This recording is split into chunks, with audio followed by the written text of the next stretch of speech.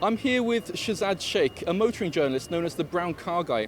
Now, Shazad, Sadiq Khan wants to expand London's ultra-low emission zone in order to reduce air pollution, but you found that the pollution on the underground is at far more toxic levels.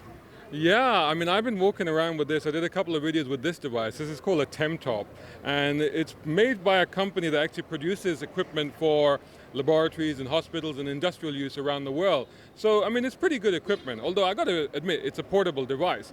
But it gives me enough of a barometer to see what is going on at street level and underground level. We're here on Oxford Street in central London, right next to Bond Street tube station.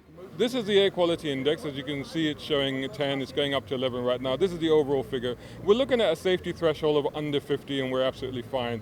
The air quality index rating tells you about the concentration of major pollutants in the air. Over 100 is unhealthy for sensitive groups, and over 150 starts being unhealthy for everyone. Over 200 is very unhealthy, and anything from 300 and up is considered hazardous. Next, we checked out the underground. And we're still at the ticket barrier. It's still at moderate level, but it's rising dramatically. And as you can see, it's considerably higher than what we got at street level. Going deeper into the tube station, the pollution levels continue to rise.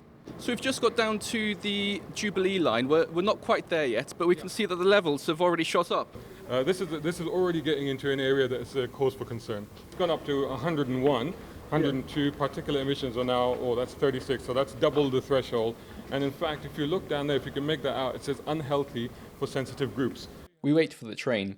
As it arrives, the air quality index shoots up. It's starting to go up, as you can see. You can actually feel the wind, you can actually, I mean, definitely it's responding to the arrival of the train. Now, I mean, you can see instantly what's happened there.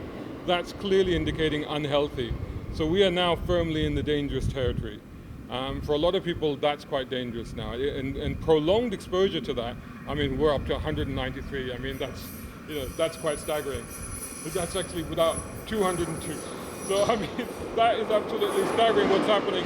Then we enter the train. The pollution levels here aren't quite as bad as on the station. If you're standing on the platform as the trains are coming in and out, you appear to be more exposed to the dangerous levels of particulate emissions than you do when you're actually on the train, although that is still unhealthy.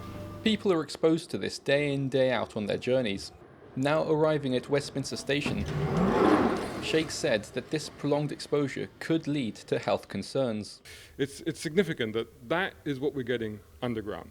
And below and above ground, it's less than 50. To double check, we went back up and out of the tube station to exits just outside Parliament. So as you can see, as we're leaving Westminster Station, and you can see the exit is right there, you see how rapidly it drops. And as we go up the stairs, I'm sure you'll see it dropping even further. Once we get outside, it'll come down to completely safe levels. And this is right in the middle of Parliament Square, which is one of the busiest places in London right now.